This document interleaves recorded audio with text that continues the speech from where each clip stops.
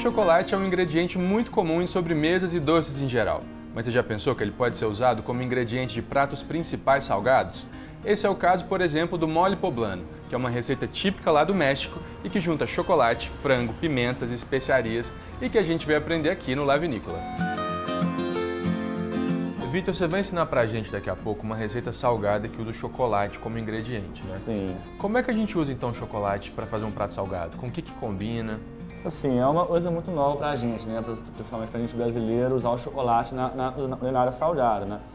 Mas isso é uma preparação que já vem de cerca de milhares de anos, já há um bom tempo já.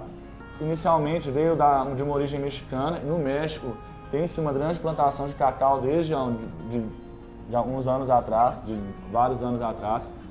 E lá eles sempre usaram o cacau muito para a receita de chocolate tradicional. Uhum. Só que aí por uma história que temos, né, a história mais bem contada sobre a questão da receita em si do mole poblano foi que uma freira um dia ela usou o chocolate, ela pegou o cacau, que eles usavam muito lá, eles tinham em abundância na região.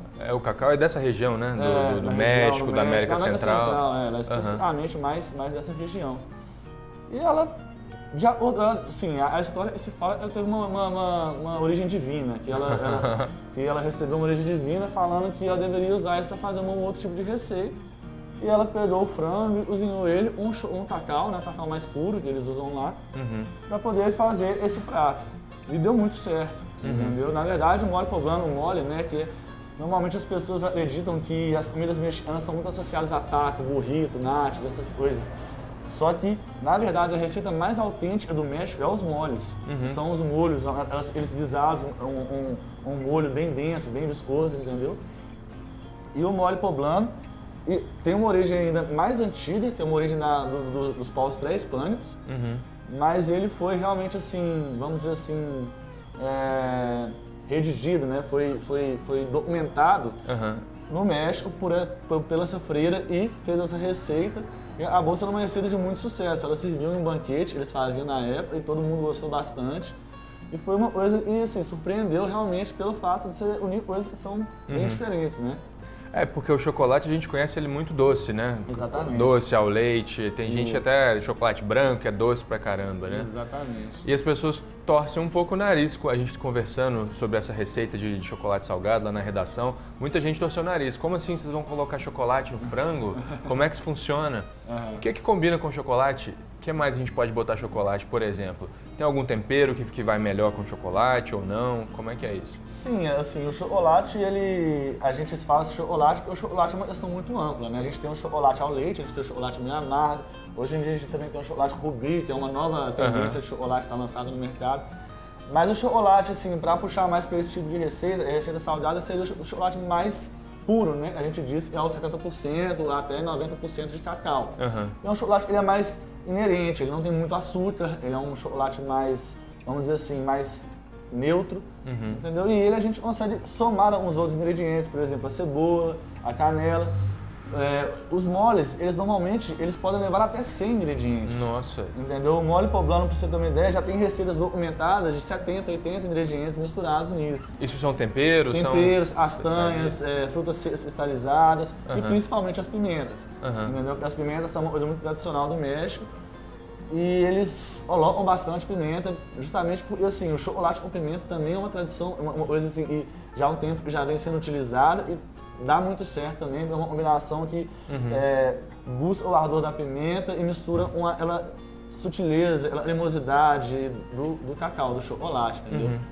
Me conta o que mais tem no cardápio de vocês aqui, no La Vinícola. Então, nosso cardápio foi criado com uma proposta de desmistificar a cultura do vinho, né? Porque em Belo Horizonte, os mineiros, eles são um público muito tradicional, é um público muito conservador, e tem a característica de beber cerveja, a gente está virando um polo cervejeiro mundial, né? Então, o vinho ainda é uma coisa muito nova para o público mineiro. E assim, ele está muito associado àquela coisa de você sentar no restaurante, para jantar, tomar um vinho, não sei o quê.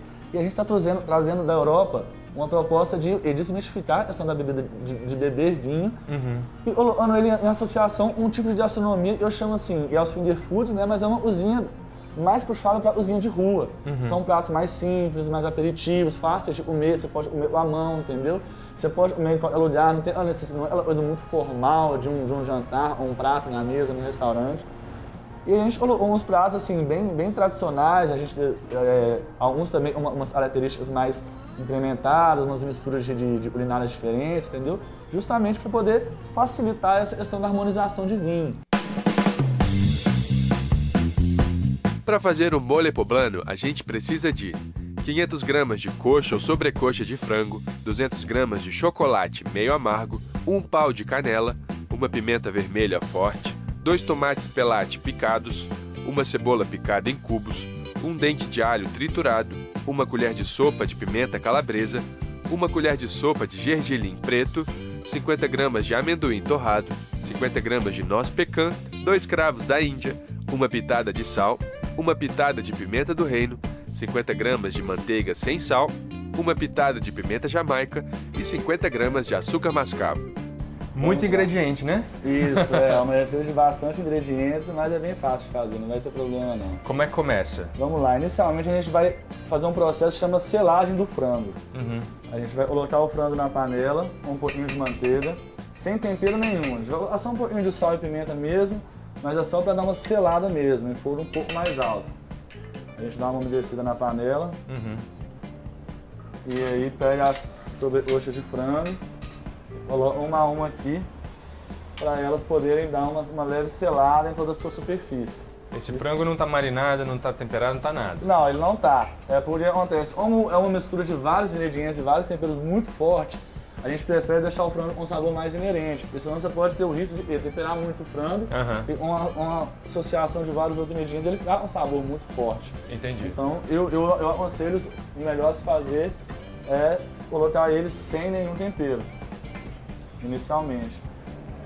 Aí a gente dá uma selada nele, de todos os lados, ele fica bem douradinho e criar uma borra no fundo da panela, entendeu? Porque aí ele vai criar a gente chama de borra, que é uma crostazinha, e essa crosta, uma associação dos outros temperos, ela vai dar uma liga, um sabor bem diferente na preparação.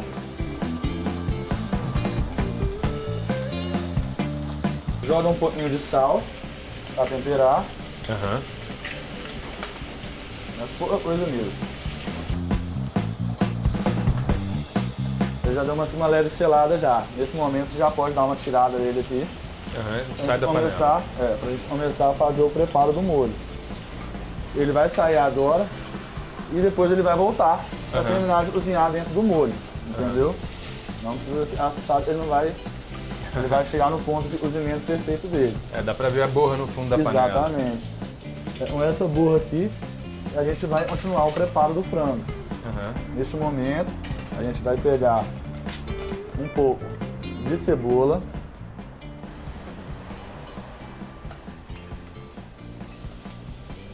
coloca mais um pouquinho de manteiga só para dar uma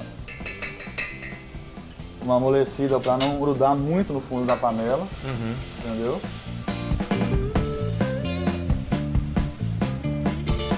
Depois a gente coloca um pouco de alho batido mesmo, e vai acrescentando os outros temperos. Neste momento, eu vou colocar um pouco do molho de tomate, que é o tomate pelate, na verdade, né, cortado, um pouquinho de suco de tomate. Por quê? Porque você vê a crosta já está ficando um pouquinho dourada. Se a gente não colocar uma coisa líquida que adora, ela pode correr o risco de queimar. Entendeu? E aí dá um sabor que a gente não quer para o alimento. E aí o molho de tomate ele vai retirar essa crosta toda do fundo da panela. Esse molho de tomate é aquele que vem na latinha? É, o tomate pelate. Normalmente ele vem já sem pele, né? No suco de tomate. Só dá uma trituradinha dele. Isso, exatamente. E nesse momento a gente vai começar a acrescentar os demais ingredientes. A pimenta. Essa pimenta qual é? É a pimenta vermelha. Pode ser usada a pimenta dedo de moça, que é mais tradicional aqui. Era uma delas. Ela também pode ser usada. Os amendoins, todas essas partes. Amendoim torrado.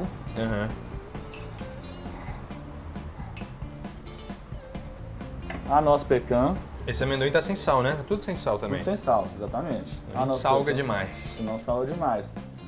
A nossa pecan. E a gente vai colocar agora uns temperos, né? Que são o travo em pimenta calabresa.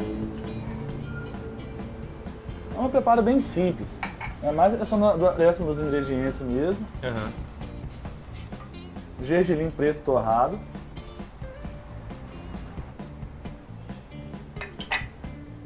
Essa é a pimenta jamaica. A gente encontra ela fácil no supermercado? Encontra. Em lojas de temperos, supermercados, você acha ela Mercado fácil. Central? Mercado Central principalmente. Assim, Mercado Central é o nosso grande salvador dos cozinheiros, né? Um pau de canela. Pau de canela, exatamente. E aqui vai ficar faltando só agora a gente dá uma leve cozida nela. Agora faltou o açúcar, mascavo e o chocolate. E a parte principal é o chocolate.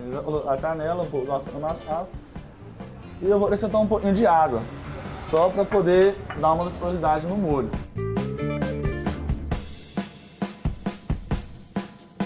Nesse momento a gente vai deixar cozinhar um pouquinho, só para poder encorpar todos esses sabores, o cravo liberar o sabor, a canela liberar o sabor, dar uma leve cozimento nos ingredientes no geral. Já subiu o perfume disso tudo, né? Exatamente. E aí a gente vai chegar no ingrediente principal da noite, que é o chocolate. Né? A gente está usando um chocolate 70%, meio amargo. É um chocolate, a quantidade de açúcar dele é mais baixa. Justamente é o tipo de chocolate que a gente precisa para esse tipo de receita, entendeu? Algumas pessoas, por um fato assim de sabor, gostam de pegar esse molho e triturar no liquidificador ou no processador. Ele fica um molho mais liso, mais viscoso, ele fica mais interessante. Eu já gosto dele um pouco mais rústico. Entendi. Entendeu? Mais uns pedaços de castanha, noz e tal. Pode ser acrescentado também uma uva passa, uma fruta cristalizada também. Tem muita gente que usa bastante. Desse jeito a gente tem mais textura, né? Isso, exatamente. Aí agora vai ser o momento que a gente vai poder acrescentar o chocolate. A gente coloca aqui e vai acrescentando. Vai diretão aí mesmo, Direto. Não precisa derreter, não precisa de nada. Exatamente, ele vai derreter no molho, no próprio molho. E tomar muito cuidado neste momento com a temperatura do forno. Por quê? Porque o ponto de fusão do chocolate, que a gente chama de ponto de queimar, é um ponto muito baixo. Então se você deixar a temperatura do forno muito alta, corre o risco do chocolate queimar e dar um sabor não é muito agradável para a preparação. E aí nesse momento, a gente vai voltar com o frango e para a panela. Que é o momento que a gente vai cozinhar o frango junto com o tomate. No molho de chocolate. No molho de chocolate.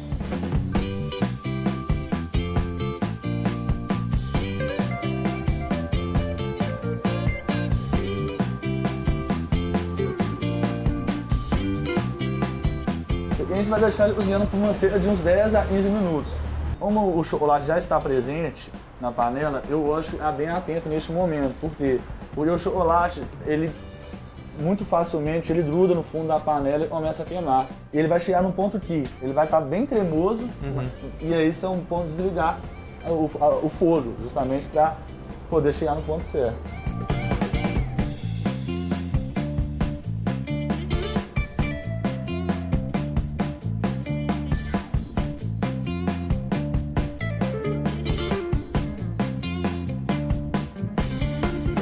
Fica muito brilhante mesmo, né? Exatamente. O brilho, ele ofusca bem pelo fato da gordura do chocolate, né? Ele dá um brilho bem marcante. Quero muito experimentar esse negócio.